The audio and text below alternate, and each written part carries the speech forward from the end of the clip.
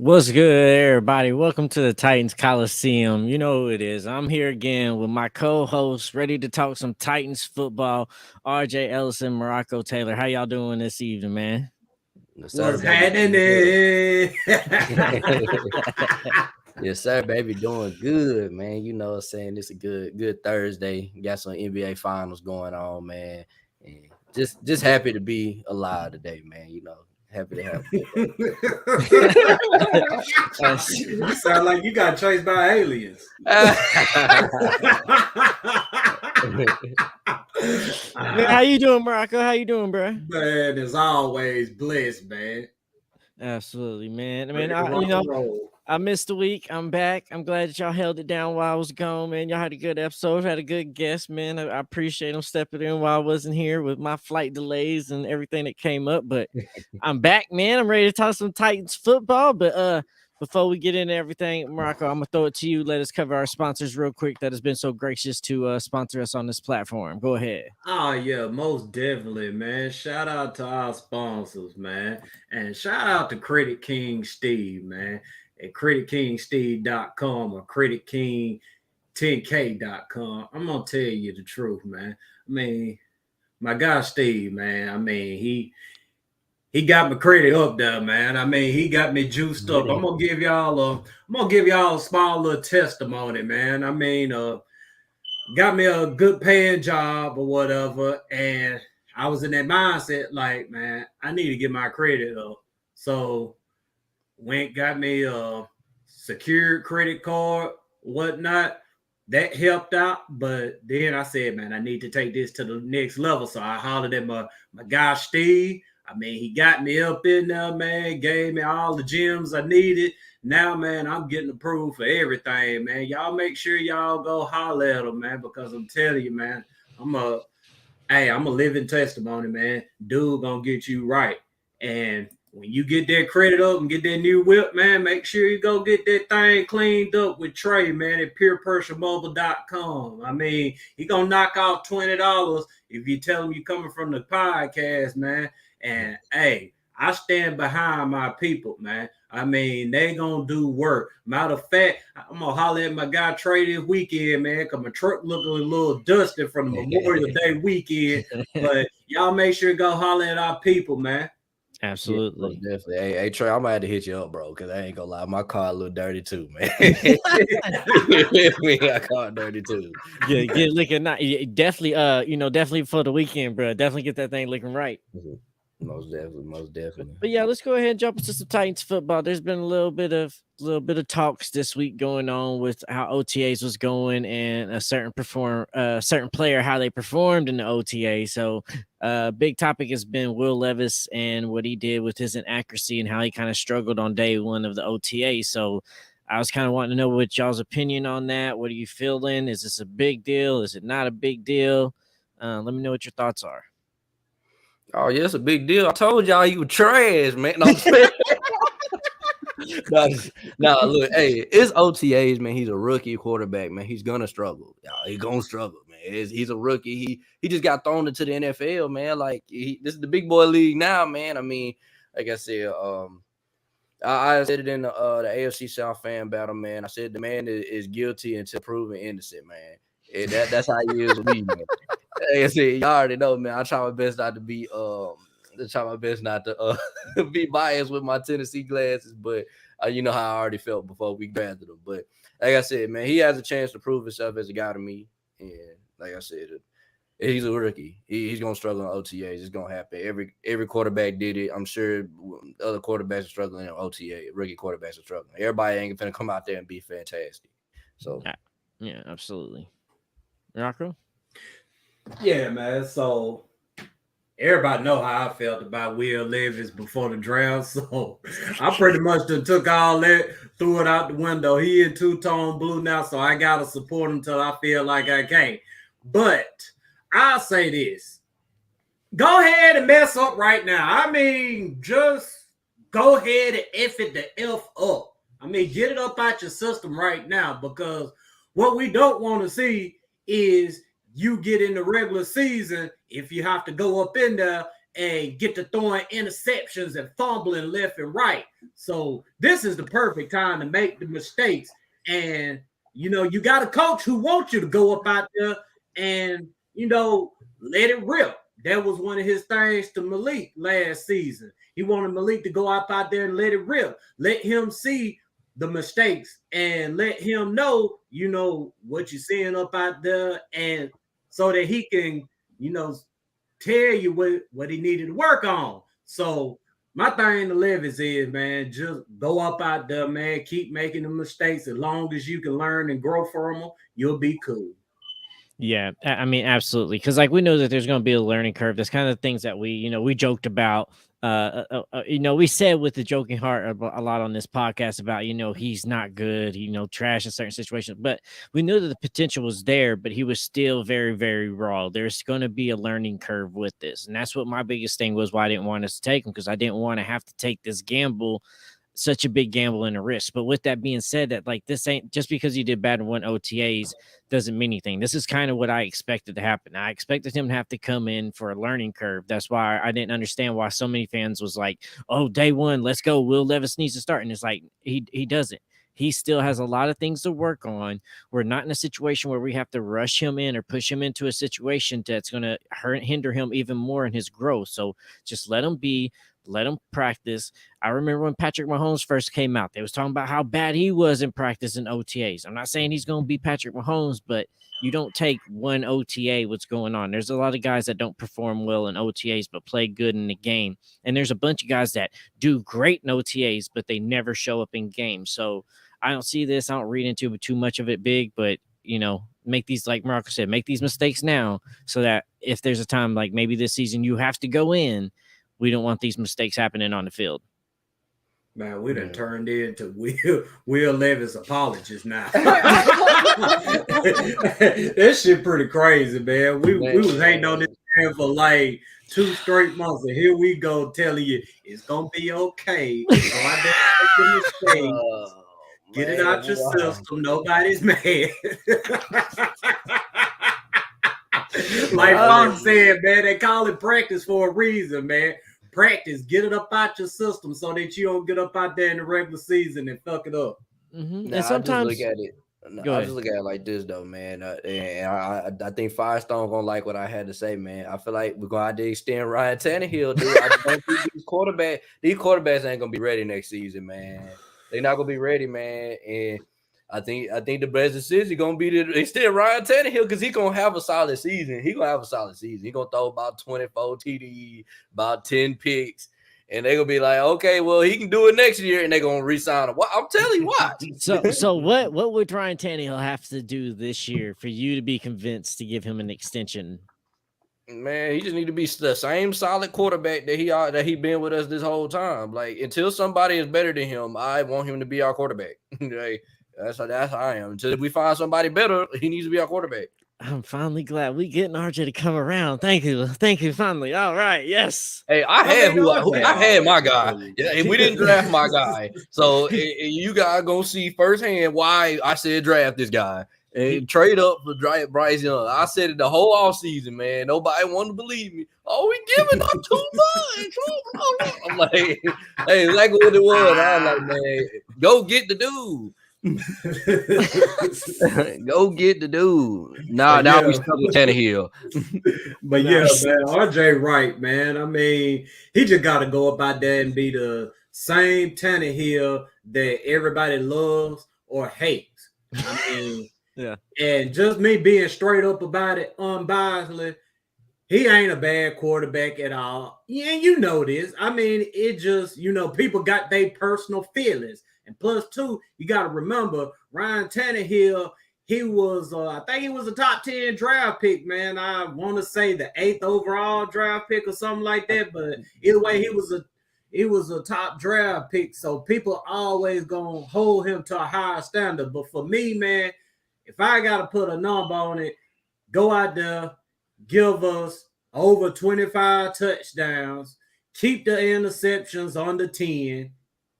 And I know he's going to get some rushing touchdowns. I mean, shit, it's the Titans. I mean, shoot, they're right there. So I'm going regardless. So, yeah, man, he do that, be efficient. he'll get an extension because, like RJ say, these quarterbacks ain't ready behind Ryan Tannehill. No, not at all.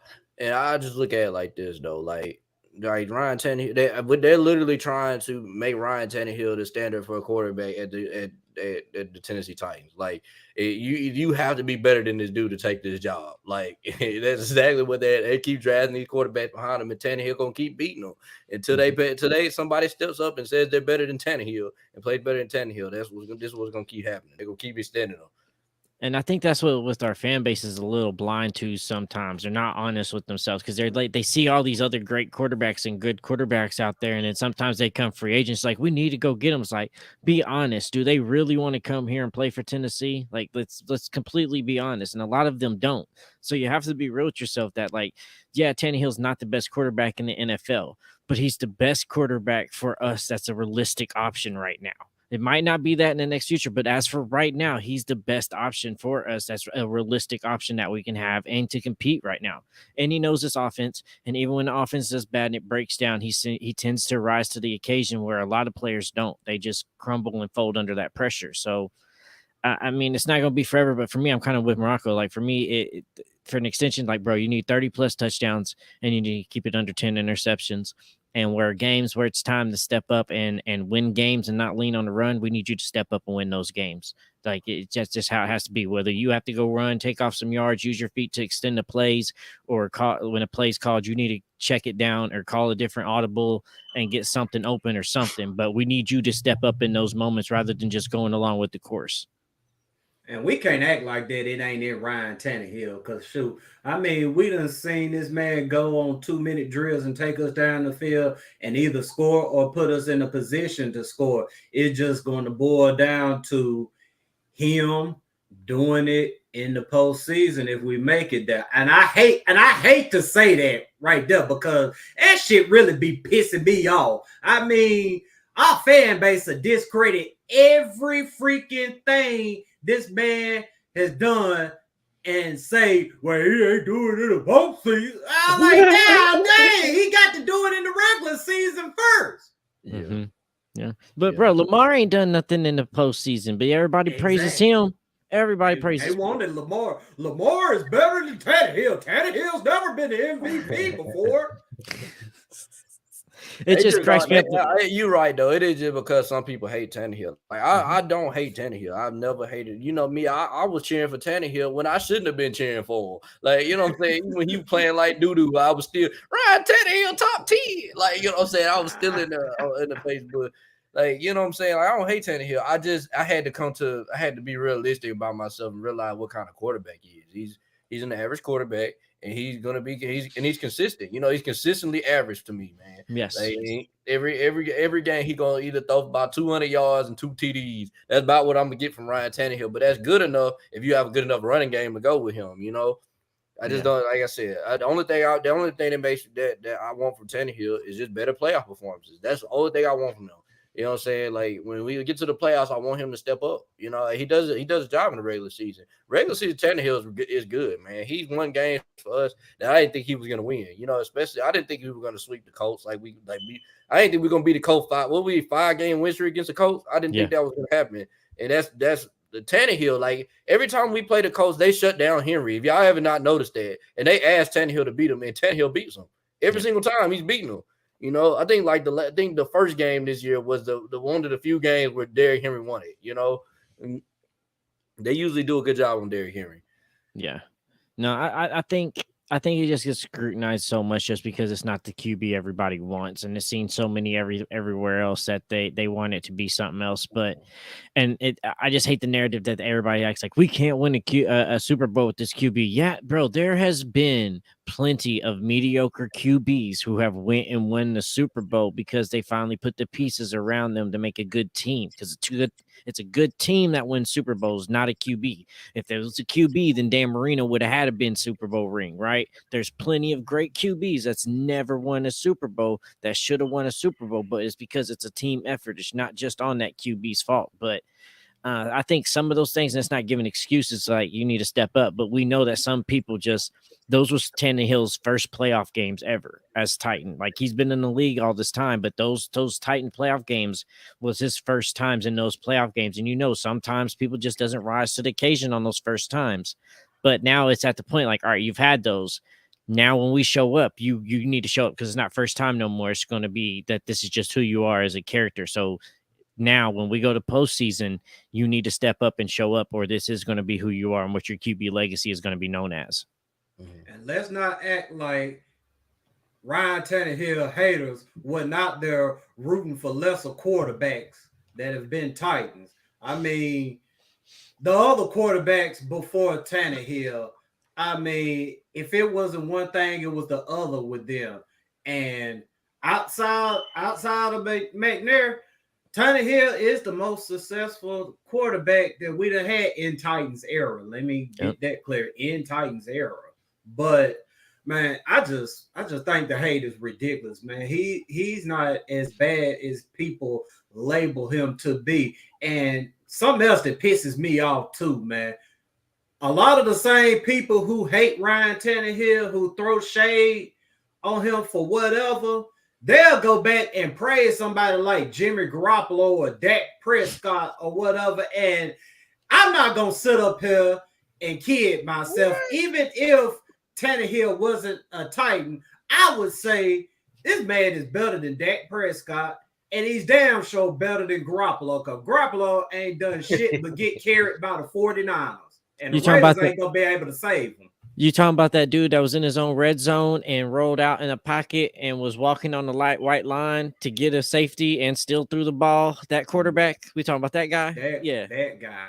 I want Tannehill to get carried like Garoppolo be getting carried, man. That's all right. I mean, they got to put a team around him. I mean, you can't trade away his number one receiver and expect for him to get carried. I mean, I'm so sick of people saying that Mariota is nowhere near Ryan Tannehill, bro. Like, you can literally look like Mariota was struggling to throw for 18 TDs in a season, bro. Like, he was having 13 and 12 seasons. Bro, like, he was having trouble completing 15-yard passes without overthrowing or throwing it in the dirt. Yeah, like Mariota. Don't get me wrong, now Mariota, like he will step up when the game on the line. I give him that. But like he was struggling, dude. Like we were losing to all type of stupid teams. Like we lost to the Denver Broncos and they weren't even good. We got shut out. Remember we went to Denver, they got shut out, and he was scared to throw the ball. Like Mariota was never like. That's the game I said go ahead and bench him, man. And anybody who know me know I roll hard for Marcus, man. And I was even out hell, I was a Ryan Tannehill hater over Marcus, man. I was sitting there, Ryan Tannehill sucked. If he didn't suck, he would still be in Miami. But after them couple of games or whatever, he came here and done his thing. I saw it. I was like, hey, dude ain't a bad quarterback, man. He was just in a bad situation. And Tennessee was down there finna take him back through that. Really took him back through that same situation with freaking Dennis Daly out there on the field. Yeah, exactly. I mean, shoot. I mean, how can you not acknowledge that? Dennis Daly and Ty Downing, man. I mean, you expect for a motherfucker to come up out here and lead the team with those two behind? Nah, man. Bro, and it cracks me up because, like, when they argue with the Tannehill hate, they'll say all these things about Tannehill, like, well, he should have done this. That's not an excuse for him. The Dennis Daly's not an excuse, though. Todd Downing's not an excuse. All those things aren't an excuse. But then when you pivot to Malik, they're like, they didn't give him a fair opportunity. They didn't build everything right. No. It can't be that energy with one QB, but then the next QB, they didn't do enough for him to succeed. If they didn't do enough for Malik to succeed, then you damn sure better believe they didn't do enough for Tannehill to succeed. Just because he has years of experience, all those factors still come into play on a QB, especially at that position, especially when your blindside blocker is as ass as he was. There's no way to truly succeed in that situation and judge him fully and then try to give excuses to the next guy that's supposed to be the next man up that got beat out by a practice squad QB and is about to get beat out by another QB that they had to draft from another year before. So it's just, it's not there. I said Tannehill took it from 2-4 to AFC Championship. Like, man, the hate gotta stop, man. Like, we was not before Tannehill, we wasn't winning like that. I'm gonna be real. Like, we were going 9-7, 9-8, and we knew we were better than that. You know, we could never get over that hump. And the hump was the reason we wasn't winning because Mariota was inconsistent. You know what I'm saying? Some game Mariota, he'll have 3 games where this man go off. The next game, Mariota is playing like complete garbage. You feel me? And we just got tired of it, man. This man couldn't beat the Colts, and the Colts giving us the game. Like, yeah. And some of our fellow fans are just so freaking stuck on stupid to where they out here, they just all out done with Ryan Tannehill to the point they saying, well, we just want somebody younger because we already know what's going to happen with Ryan Tannehill. Motherfucker, do you remember what was happening before Ryan Tannehill? Marcus was going downhill. And before Marcus came, shit, we was in the dark days. 5 wins in 2 years and shit. I mean, do you seriously want to go through that again? I mean, I'll take Tannehill going and throwing 3 interceptions in a playoff game versus anything that happened in the dark days, any day of the week. Bro, you remember that season when we was wondering if we was even going to win a game that season? Like, it got to almost the end of the year. We're like, hold on, we really might not win a game this season. Like, I ain't trying to go back to that. Bro, we was in it so bad. Like, now we getting so mad because we went to a playoff game and some players that ain't never been to a playoff game didn't show up, which I get it. We're fans, right? But remember, we've been on a drought for how long before we was going at a playoff game? Like, let's be happy where we're at. Like, we're still building. We finally just had a losing season for the first time in 4 or 5 seasons. Like, we came from a dark place. Let's not forget like where we came from. And like, this ain't really been a turnaround, and we're still building a team and changing the culture. And it is starting to change. It ain't the same old Titans like it used to be in those Fisher days and those Ken Wisenhunt days and the Malarkey days. It's time for a change, and it is changing. Hey, Mr. John, we're gonna get on D-Hop in a minute. Don't worry. Yeah, man. People get a little taste of winning and just, forget exactly where they came from. And I'll never do that right there. Yeah, and also, man, what was holding Tannehill back a lot this season was, he right, the O-line, man. The O-line was terrible. Like, I don't think you could put Patrick Mahomes behind our O-line, and he would have been, we would have probably won some game we shouldn't have won, but we wasn't going to do nothing. You feel me? Like, our line was awful. Like, people want to blame these receivers and talk about how bad the receivers is. How do we know what the hell we had?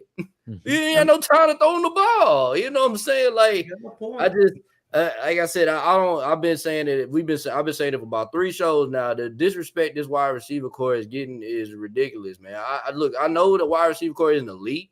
It may be average. You know what I'm saying? I think it's average. I think we have an average wide receiving core, and I think with Derrick Henry, if we're running the ball at an effective level, that's probably, I ain't gonna say that's all we're gonna need. We're gonna obviously need better receivers, but like, it's just people saying our wide receiver core is the worst receiving core in the league, and I don't believe that. I just don't believe they're the worst wide receiver core in the league. And somebody got to show it to me. I think like we do a lot of things in the Patriots way in the back in the day, and back in the day, Patriots didn't have superstar wide receivers, but they had wide receivers who did their job. And when the ball was thrown to them, they caught the damn ball. And I think that's all Mike Vrabel's trying to do. I don't think he really cares that we get a good superstar. We had one. He didn't want AJ to go. But I don't really think he's focused on getting a superstar wide receiver now. He just wants to make sure that whenever we have somebody and the ball's thrown to you, just catch the damn ball. Just do your job. That's all we really need you to be. We don't need you to be the next Hall of Famer. All we just need you to do is catch the ball when the ball is thrown to you. And with you, I think maybe this wide receiver core can do that, but I still think we're missing one piece. But I don't think we have to go out there and make a stretch. And I don't think we got to go grab D-Hop for anything like that. I don't think that's going to be beneficial to us. Man, 1 minute is like, I can't disagree with the people for feeling like we had the worst wide receiver group in the NFL for the simple fact that, we didn't do shit to address it. But at the same time, I just think back to the situations with our wide receiver. Traylon Burks missing a couple games due to concussion and turf toe, that being his rookie season. Kyle Phillips pretty much same situation. I Gone mean, all year. we were depleted. And, when those guys played, I mean, they made plays. I mean, shoot, Kyle Phillips was Ryan Tannehill's go-to guy in the first game of last season against the Giants, man. I mean, he was just, slinging it to Kyle Phillips like he'd been throwing to him for 10, 15 years or something, man. And I think people, and I think we do this too, but we tend to forget how impactful that Chig's going to be. Chig is like very, very impactful. And now we got this other 6'7" tight end as well. Like, I really think I don't think we're going to need a full cast of wide receivers. The more we see how they drafted and how things are kind of lined up, it kind of feels like those old New England days, those 2000s where they had Gronk and they had Hernandez. Then they had their two running backs set up too. I think I can't remember who the two they had in those times too, but I think it was those Burkhead days as well. And then they had like Deion Branch on the outside, and then Wes Welker and Danny Amendola. Like, those wasn't big names until they started doing what they were doing at New England, and they just had to show up and do their job. So I think we can do. I don't think we need nothing too big for what RJ's saying wide receiver wise, but there's a part of me that just feels like it's not enough. I'm very happy with what Traylon's been doing and what he's been doing this offseason. I have full faith and believe that he's going to come in this year and we're going to get a full season out of him. So he's really impressed me there. But I need somebody outside of him, and maybe Chig is it, but I still feel like there's need to be one more person in that wide receiver room just to give us that authority. We're gonna see what these colors look like. So with that, and then I see them asking a little bit. Let's talk about the D-Hop situation a little bit. Do y'all want the Titans to go after him? Do y'all even feel like D-Hop has any interest to come play for the Titans? I'll start off with this one. I mean, did we not learn from Carl Pickens, Aaron Mose, let me see, Randy Moss, Julio Jones? Y'all want to just keep on doing this? Did we not learn our lesson the first time? Like, it doesn't work. Like, come on now. It doesn't work. As much as I want D-Hop, and even I was happy when they got rid of him, but I think to myself, he's just another one of them. He gonna come here. He's going to have about 500 yards, and he's not going to live up to the hype that we're going to give him, and he's going to be gone next season. No, I don't want him.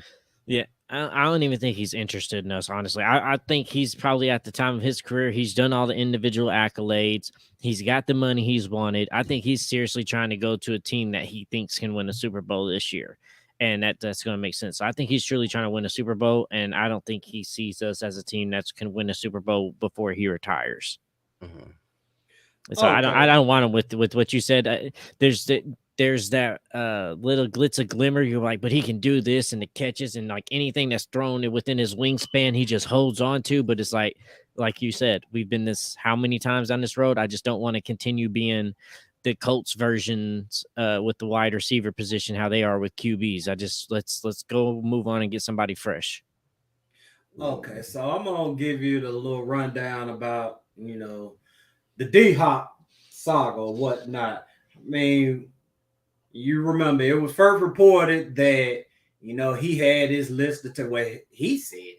I mean, Buffalo, Kansas City, Baltimore, whoever else he named. But then came out that he wouldn't be opposed to going back to the Texans. Then Jeremy Fowler, in his notes about the D-Hop situation, he put out there that D-Hop was open-minded about teams league-wide and that he didn't have a short list, and he's prepared to be patient throughout mini camp, which could be considered a soft deadline, training camp a harder deadline, and said taking free agent visits is a possibility. So, I mean, I think the chances of us getting them is still slim, but I'm not going to rule it out neither. And if you ask me, do I want D-Hop? At this point, hell yeah, I want D-Hop, man, because, I mean, although he may not be the D-Hop that was torching us throughout his career, I mean, he's still a productive receiver. he just wasn't productive to the point where I was wanting us to go give up, a high draft pick and having to pay him 19-20 million dollars. Nah, I mean, he ain't that, but right now he's available. The Titans need to do their due diligence. Yeah. Yeah, and I get what he's saying here on the comments too. Like, I mean, he is like by far the better than anybody we have on roster, but it's trying to judge and scale. How many times have we gotten guys that are great Hall of Fame wide receivers, Randy Moss, Andre Johnson, and then they come to our team and don't perform? That's all that we're saying. Like, sometimes these players come to our team and realize what the market is, how the media treats you. They don't talk like there's other things that matter to a player than what is just on field as well. So you come to Tennessee, you're not going to get endorsements. You're not going to get brands. The media is not really going to talk to you about getting exposure. That's less money that you're really making. And really, are you going to get a chance to win a Super Bowl? So some people come here and then they get tuned out real quick. So that's all I'm saying. I'm not saying that he's not better than anybody we have, but I just don't want to take that risk. We've taken so many risks already. It's time to minimize our risk as a franchise and actually start getting results. You make a good point too, but here's why I'm at with it, man. And like I said, you make a damn good point. But you can't have a scared mindset, man. I mean, you just can't. When you building a team, you can't worry about the past. You just got to look at what you got in front of you and ask yourself, is this going to help this team win? And I try to keep that in mind when I'm thinking about the D-Hop situation. And if I get to thinking about Randy Moss and Julio Jones and all the list of characters that we had that was at the back end of their career, I mean, shoot, I would get spooked too. But honest God, true, man, you can't play scared. But for me, it's not playing scared, right? I got a question. Yeah, go ahead. If we were to sign D-Hop, how many years would y'all want him? 2. Yeah. You said 2 years? 2. 2 with a third year option and give him the option. You got my bad. I didn't mean to cut you off. What was your question? No. I was just gonna say that like it's not playing scared or feared. It's more or less that like the definition of insanity is doing the same thing over and over and over again and expecting different results. So all I'm saying is how many times do we keep doing this before we just realize that just doesn't work out for us? It's not being fearful because you don't want to play in fearful, but it's just you can't keep doing the same habits and expect culture to change. But can you roll out there with Chris Moore as your wide receiver number 2? That's the thing. Can you put NWI back up out there as your wide receiver number 2 or 3? Oh no. I can deal with him at 3. I can't. 2.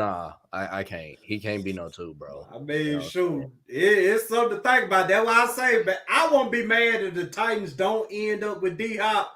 But they damn sure, like I said, they damn sure better do their due diligence on this situation right here. Any receiver, honestly, that becomes available, they better do their due diligence, man. Because I mean, this group of receivers we have, I mean, shoot, man. I just don't feel comfortable right now with them.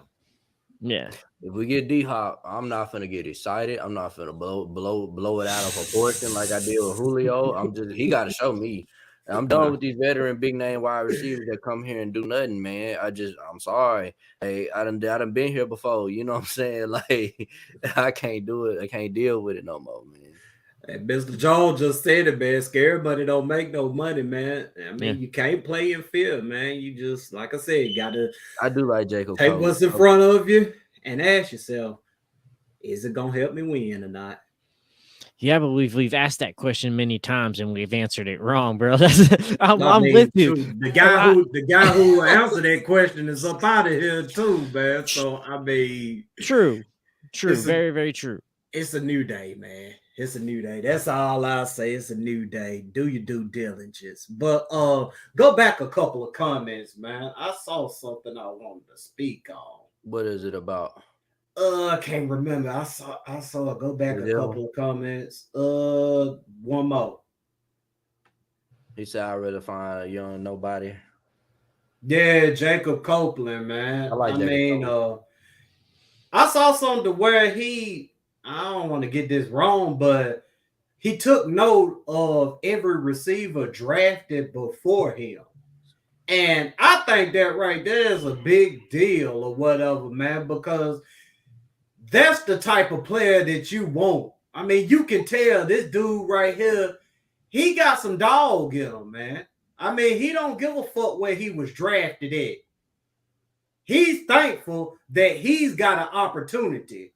And it seems like he's going to do everything in his power to make the best of that opportunity. And I looked at a little tape on Jacob Copeland too, man. I mean, shoot, if put in the right situation, dude could be something. I'm not saying that he could be an elite wide receiver or anything like that, but I mean, he definitely can be something that an opposing defense will have to respect. Well, I obviously, I'm a big Tennessee volunteer, man. He was a former Florida Gator, man, and I like I said, I watch a lot of SEC football, and I seen what he could do in the SEC, man. And when he was on the Gators, man, he did his thing, man. You know what I'm saying? I ain't really watching him too much in Maryland, but I definitely watched him when he was at the Gators, man. He definitely did his thing. I gotta ask this question, and I might sound stupid asking it, but ain't no such thing as a stupid question. Didn't he take a couple of snaps at halfback at Florida? Yeah, I can't remember, man. I just remember him as a receiver. I'm not sure. I'm gonna have to go back and look at that, man. I feel like he did for some reason. If anybody watching could answer that question for me, man, I really appreciate it. Yeah. Yeah, I'm sure there's a Gator fan in there somewhere. You feel me? Yeah, let's go. Let's ask Rand, man. I'm gonna get Rand on the horn.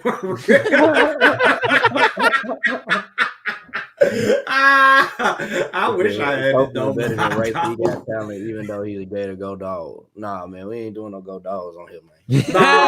No, sir, no. Hey, Corey, for to remind you who the champs is. No, man. No. we know who the next champ's gonna be.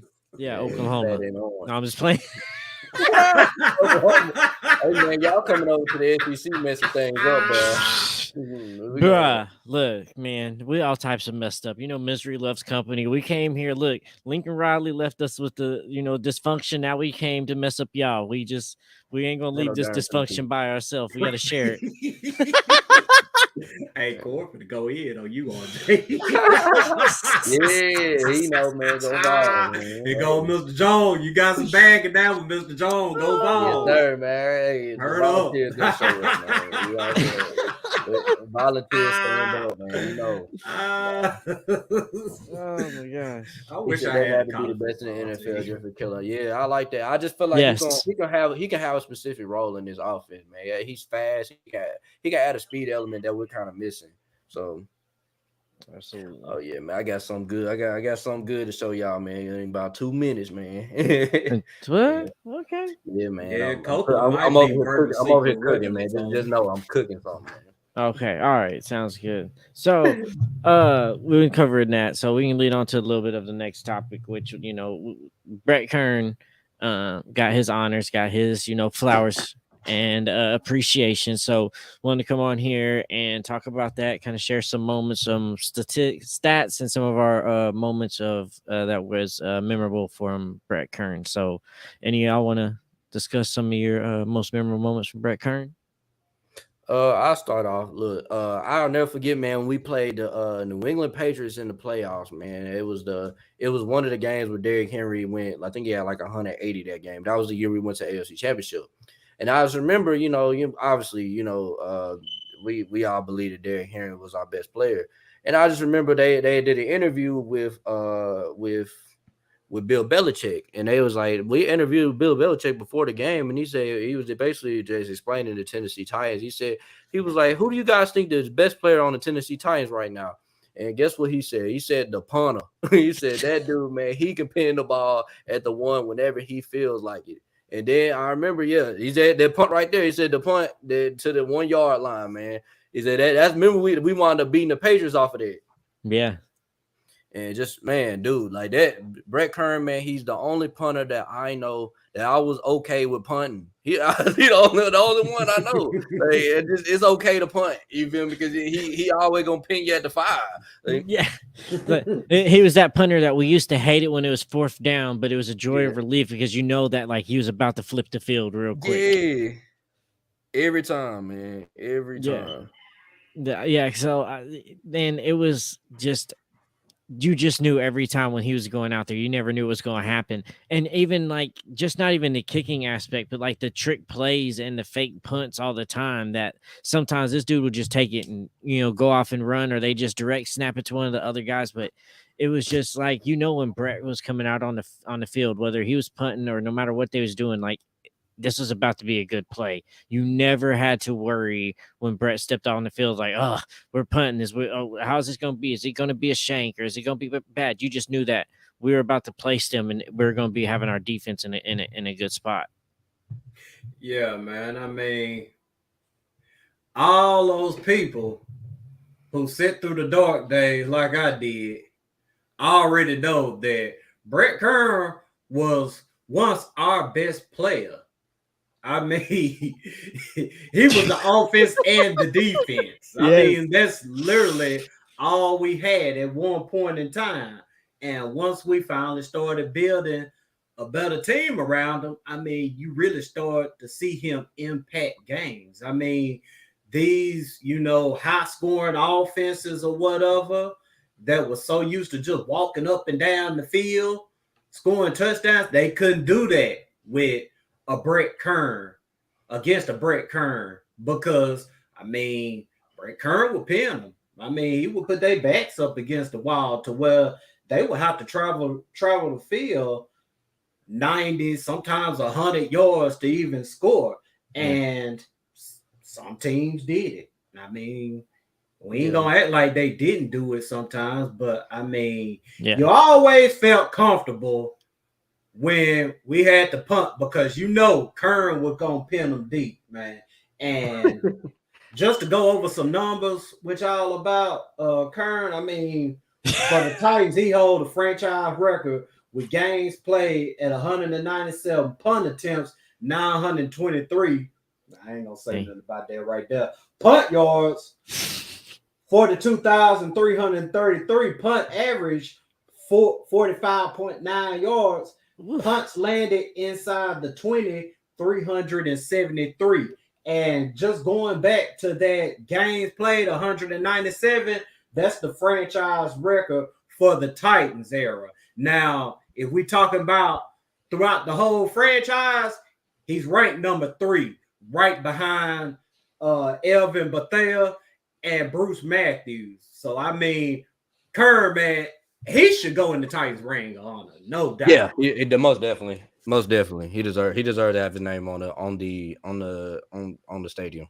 He deserves it. Yeah, absolutely. He's like I said, man, that dude, man, I always call him Brett Kern the GOAT, man. Brett Kern the GOAT, man. He the GOAT, bro. Every time, man, I used to always tell people when I used to go to tight games, man, they was like, oh, yeah, man, we stopped your offense, man. You got to punt the ball. I said, oh, yeah, they finna bring Brett Kern to GOAT. He finna ping you at the 1. We be at the 20. I'll be like, yeah, he gonna ping you at like the 5. You got a long way to go. But so many teams come out and they're like, we need to win football on all 3 phases of the fall, offense, defense, and special teams. But like when we came out and Vrabel would say, that he meant that shit, because we know that like if we got a punt, we're still gonna win. Like our punter's gonna come out. We're gonna make sure that we were dominant on all 3 phases of the field. Like we just needed to believe that.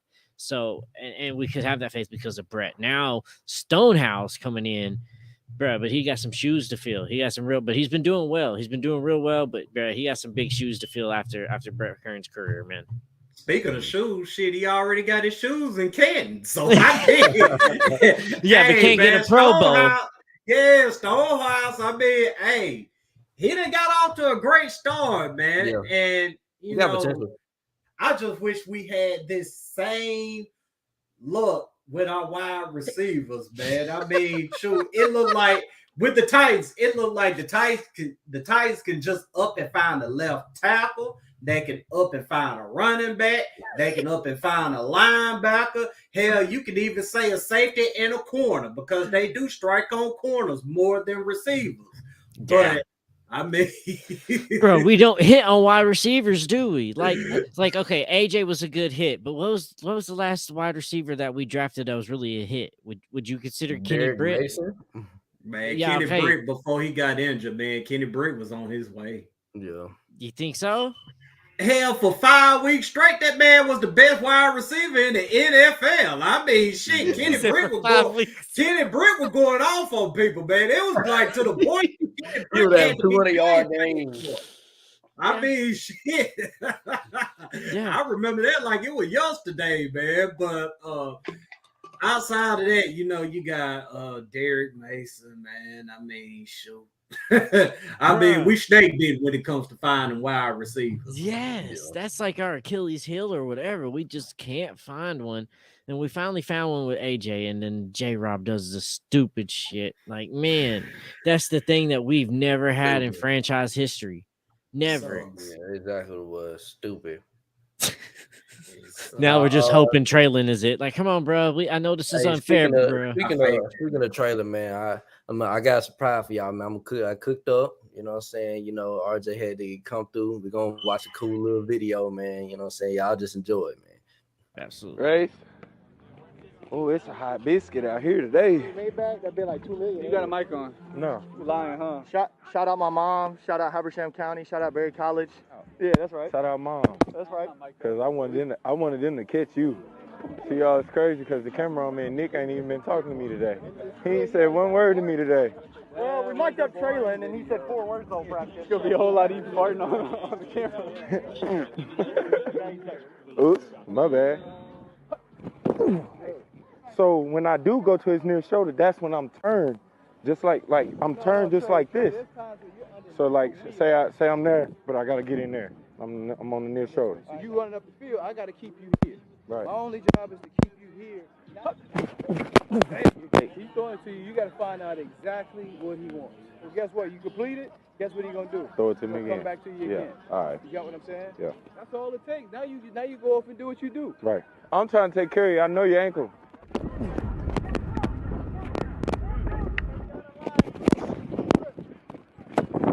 Gotta hit that right there.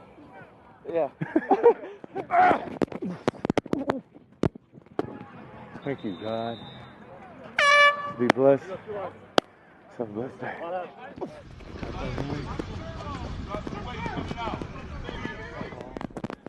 Oh, race. Catch, Reg. That's a good route, mate. Good job, Tom J. Good ball, RT. Keep driving them. Don't let them get relaxed.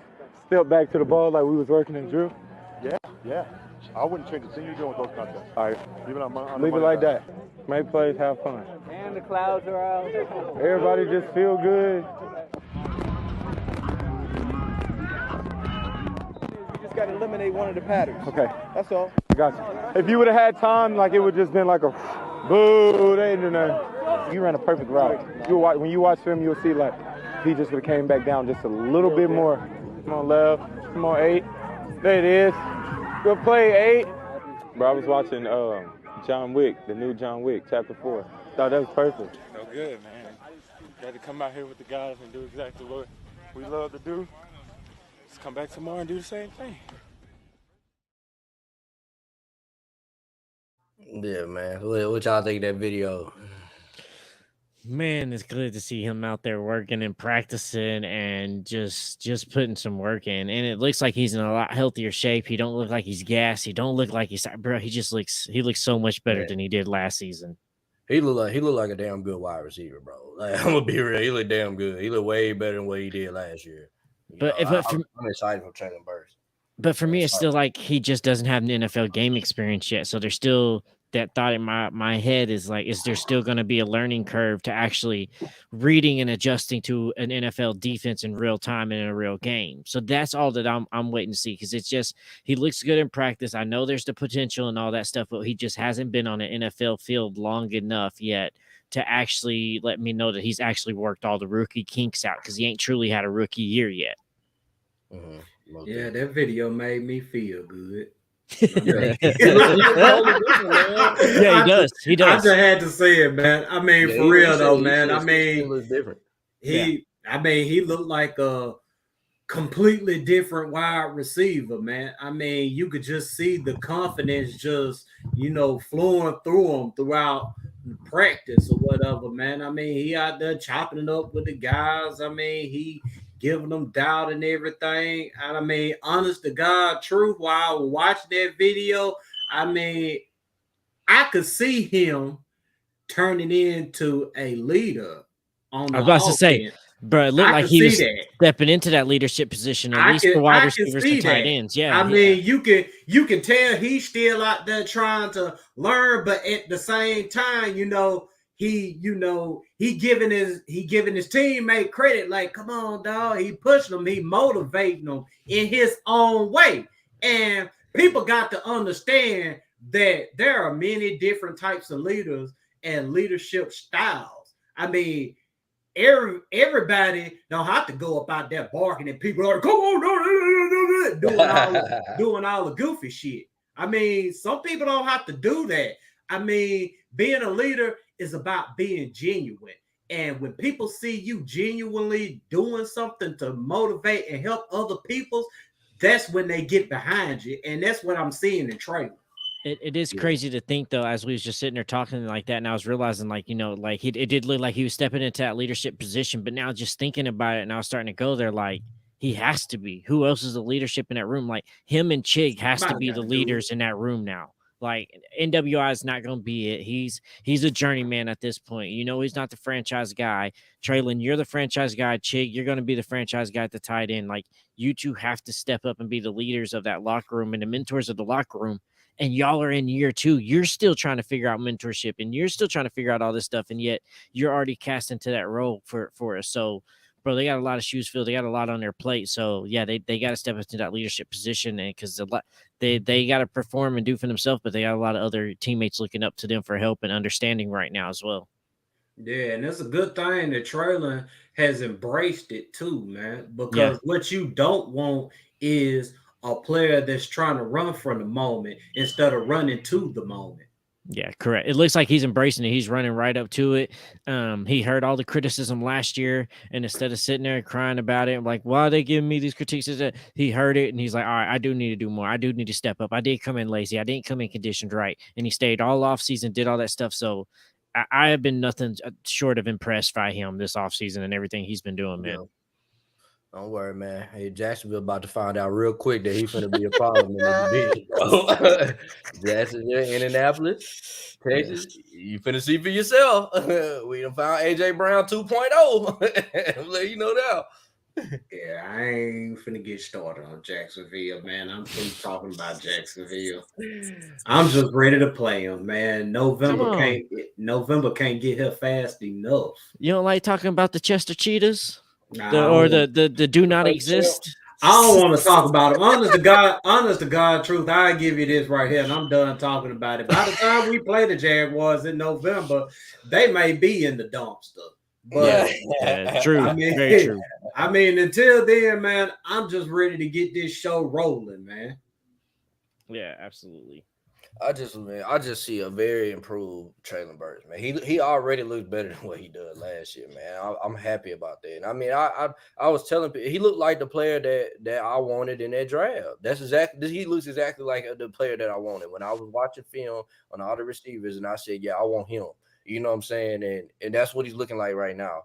And he can. I just know, man. His hands are so big, man. He can just catch anything out of the sky. And right now, it's like he worked on his routes. Like his routes look way more fluent than what they did last year, man. Yeah, dude. Yeah, he's not as tight. Fluent. He's not as tight. He's more fluid in his pivot and his turns and how his hip motion is, bro. He's way more smoother coming out those breaks. Yeah, bro. I agree. And you heard what Rob Moore was telling them too, man. It's all about finding out what that opposing corner want to do to you. Once you figure that out right there, go get them. That's that Kobe shit, right? That's what Kobe used to Mhm. teach him. Was like, you're not trying to get what you want. You're trying to realize what that defender is doing. Make them think that you're playing into that, and then that's when you break and make your move to go the opposite of what that is. You make it seem like you're playing into what they want, and then that's when you break and make your move. And that's exactly what he's trying to tell them. Understand what they want rather than just trying to force what you want. Beat them at their mind game, the art of war, right? So that was good advice. So I'm looking forward to it. But I got a lot of faith in Traylon. So with each thing that keeps coming out more and more, and I don't know if y'all's been watching the series either with the Titans been having out with Rand Carthon with I just wanted to start with everything that they've been having going on that debut, bro. That stuff has been pretty epic too, and it's been really getting me hype up and ready for the season to hurry up and get here.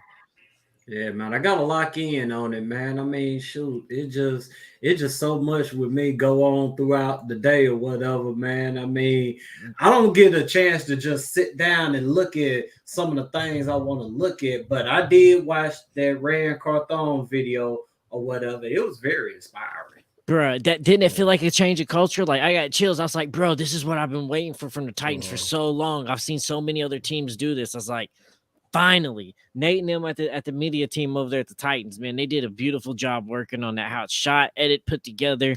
I mean, bro, they actually caught a moment, and it's very cinematical. Like I was ready to go run through a wall for them. Yeah, they were killing it.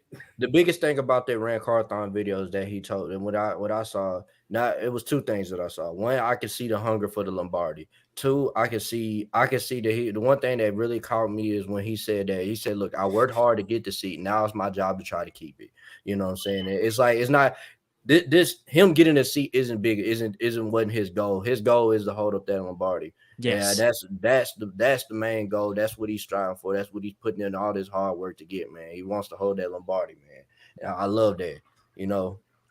I don't feel like that was J-Rob goal. Like, I mean, it probably was his goal, but it just don't seem like he was working hard. Like him just getting us out the dumpster, he felt accomplished doing that. Like that wasn't some people say they want it and say like, oh, we're building it to go to the Super Bowl because that's what you're supposed to say.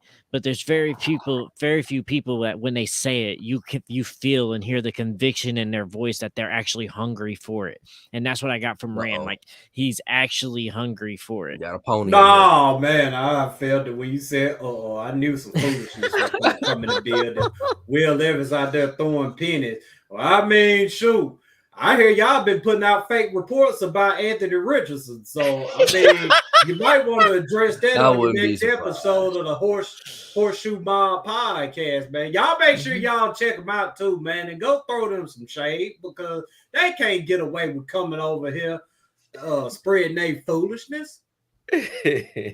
Yeah, no, man. They come over here and tell their lies, man. Yeah, man. But, hey, man, I listen to they show. All they do is tell lies on their mother. I'm like, quit lying. They selling hopes and dreams and delusion, bro. Yeah, man. End of the day, though, man, we rock with everybody on Fan Battle Podcast, man. Especially the new show that's on the Fan Battle Podcast Network, the Titans Fan Battle Podcast, hosted by I Got Max and I Got Flame Douglas, man. And hey, y'all go back and watch that first episode, man, because I mean they cooked on that, like for real. I mean, they got on there and handled business like they were supposed to. They handled business like they had been handling business on this podcast shit. And honest to God, truth, I was sitting there watching, and I was like, man, for their first podcast, man, they sound way better than we sounded. Because I just got to thinking back to the moments, man. I'm up there at Buffalo Wild Wings, in and out of the stream, and then we had Trey up in there going across the country trapping. And then that thing, he was in the mix too, doing God knows. I mean, sure, we were just all up over the place, man. I mean, we had to find ourselves. And, man, when I was watching Flame and Max, man, it was like, man, these boys are doing a damn thing, man. I love to see that, man. Yeah, I'm just loving that we're getting more and more Titans podcasters because people don't realize how big our fan base is. We also, the reason why the Titans, we're gonna get more and more of these local media people because the national media does not give us our credit ever. No matter who we beat, no matter what we do, until we hold them Barty, they're not gonna give us our credit for anything. So that's what we're here for. We're here to sit here and tell you the exact truth about this team because we watch them every single week. We support them. We got people that live out here in Nashville, like Flame and me in Morocco that live, breathe, and sleep this team. You know what I'm saying? So we know exactly what's going on every single day. Yeah. And this fan base is growing too. Like we used to be small, but with each year it's getting bigger, it's getting an understanding. And like with this new hire with Rand and him changing culture, this new stadium come in, bro. Our fan base, we're about to grow even bigger. So it's beautiful to see here that the change of culture is finally coming. What this Titans organization is turning into, man. Yeah, man. Shout out to Corey, man. I mean, hey, it took a second, man, but we in our groove, man. I mean, we still got a lot we gotta work on, but hey, man, thank y'all for everything, man. We wouldn't be right. We wouldn't have been able to rock out like we do if it wasn't for everybody that tuned in every single Thursday, man. Yeah. Yeah, absolutely. There's no us without y'all being here in the chats, liking the videos, subscribing, telling all your friends about it, sharing the clips. We couldn't be doing this without y'all, and we do it for y'all so we can have a lot of fun because we know the media don't talk about the Titans. They don't cover it. There's not really a lot of things that you can go and even search that be going on to the Titans culture and the community. So that's what we're trying to do. We're trying to bring emphasis to that and just talk more Titans football that you just don't get from the regular media. Yeah, man, they don't give a damn about us, and we don't give a damn about them. They don't give a damn about us until Colts or Jaguars finally beats us or we fire somebody. Then they praise that person we fire or let go like they're the greatest person ever. The minute we fired J-Rod, they was like, why would they get rid of this GM? It doesn't make any sense. Exactly. He's the great. He was a nobody. Bro, there's like, he's a great GM, this and that. So why did nobody hire him this offseason? He still ain't got no job. For the media to talk about how great. Yeah, he down there chilling, drinking beer with Jason Light and shit. But yeah, man, just like Dion said, man, whenever we beat a top team, it's always about what did that other team do wrong. Like, damn, we can't get any credit for going out there handling business after y'all motherfuckers to sit up and doubted us all week long. Yes. Yeah, the Packers game, perfect example. They never praised us for that game at all. All they did was just talk about what the Packers did wrong. Aaron washed up. The delude. Yeah, the chemistry between him and LaFleur that's going. I was like, bro, can y'all just give us our roses here? Like we be beating teams, and then like even when like we play Kansas City, they try to make it seem like Kansas City just whooped on us. It's like Patrick Mahomes had to do so much just to barely beat a backup QB that we don't even have faith in. Like when you go back and honestly analyze that team and that game and see what Patrick Mahomes had to do to beat our offense and that defense that game, it should have been really scary for the Chiefs to understand that they're going to have to face us again, and they barely could deal with us as an injured team. And Patrick Mahomes had to throw almost 50 times, and all of the offense was him except 20 yards of their 500 yards of offense. He had to do. If that's what they have to ask of him every time to beat the Titans, they're not going to be able to beat the Titans every time because he's not going to be able to. Facts, and we don't even want to sit up and be taught all day, every day on these networks or whatever. I mean, we don't want them talking about us like the Kansas City Chiefs or the Buffalo Bills or hell, even LeBron James or whatever. Nah, we just want them to give us our credit when it's due. Stop sitting up over here hating on us whenever we accomplish a little something. Give us our credit for going out there beating Kansas City. Give us our credit for going to beat Buffalo. Don't sit up, Patrick Mahomes had a bad day, or Josh Allen fumbled on the goal. Nah, don't do none of that bullshit. Say the Titans went up out there. Derrick Henry ran for 200 yards. Ryan Tannehill threw for 3 touchdowns. Give us our motherfucking credit. Mm-hmm. Yep. And with what Chris saying here is like, no. Like, at least for me, I've been saying that like J Rob has been fucking up. Like wasn't saying like he needs to go or he needs to leave, but I have been saying for a while now the biggest issue that J Rob had for this time, and this was before the AJ shit, was turnaround. There's too much turnaround in our organization. He could draft players and bring players in on free agency, but he couldn't get a second contract out of people. He rarely initiated a second contract with people. Our wide receiver room constantly changed. Our defense was constantly changing all the time. Like that was the biggest thing with J Rob. Like he could draft, but he couldn't keep people around. And then when the AJ situation happened, you just realize that he's not a good GM. He's a good scout. And that because a GM is not just scouting and drafting players, but it's getting good free agents, which J Rob was not really doing. And it's re-signing people and handling the contracts and the salary cap, which J Rob was not doing well at all either. So he wasn't being a good GM all around. He was just a damn good scout and could find some talent in the draft, but he didn't know how to build up a team and keep a team together as a structure. And that's what one of the main things a GM has to do. Find talent and retain talent. Correct.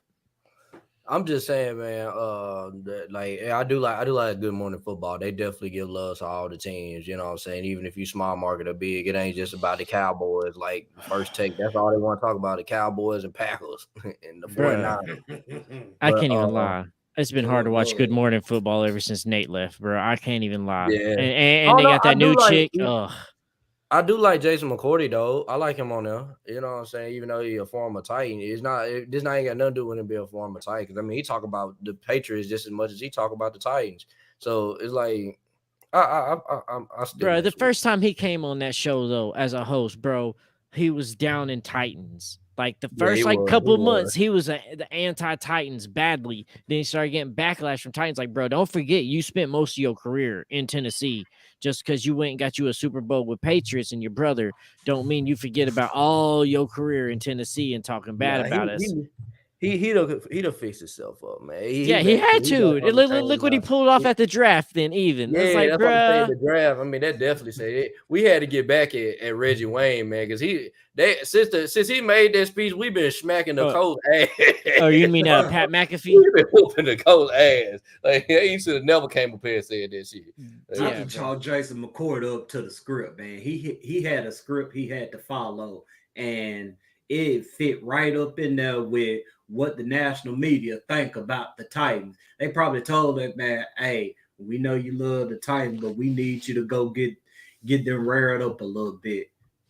That's facts, and they gonna find this out this season again. I don't understand why they act like whole quarter fist fight. When he played the Titans, I don't understand that. I'm glad that they're not hyping us up. Like I said, I don't want no hype. I want them to talk trash to them. I want the media to tell them they gonna be garbage. They're gonna do nothing but fuel us. You know what I'm saying? Like on game day, on that prediction line, it need to say all opposing team. Like when we go out there and play the Saints week 1, I want every one of them motherfuckers to say the Saints is going to beat the Titans. And watch us go up out there and smack the shit out of the Saints and march our ass right back to Nashville. Because, bro, I promise you, man, I feel like, man, it's going to be a 10-11 game a win season for us. Like, there's not enough people that's taking us serious.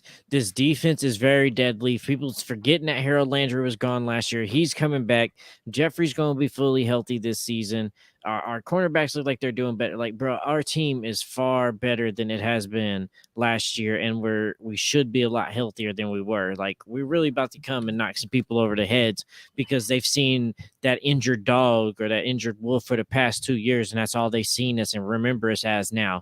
And we come back fighting full healthy, they're going to forget what it was like to actually play a full healthy Tennessee Titans team for 4 quarters. That's a dog fight that you have to show up for. That's why a lot of people don't like playing us, because they know it's not the most entertaining thing and fun game to play. But you gonna battle, you gonna leave cut, bruised, and sore. You gonna need an ice bath afterwards. You gonna need massage. You gonna need recovery because we coming to play. But yeah, man, it was a good show, man. I think we was best for us to go ahead and wrap this darn thing up, man. When the hour strong with we could go 2, 3, 4 talking about DJ Go Titans, man. But we gonna go ahead and let y'all get to doing y'all thing, man. Thank y'all for joining us tonight, man. I mean, like I said, we really do appreciate it. Y'all continue to like, share, and subscribe. tell a friend about the show. We got some big things coming. I got some big things coming as well, too, man. So y'all stay tuned and continue tightening up. Yeah, absolutely.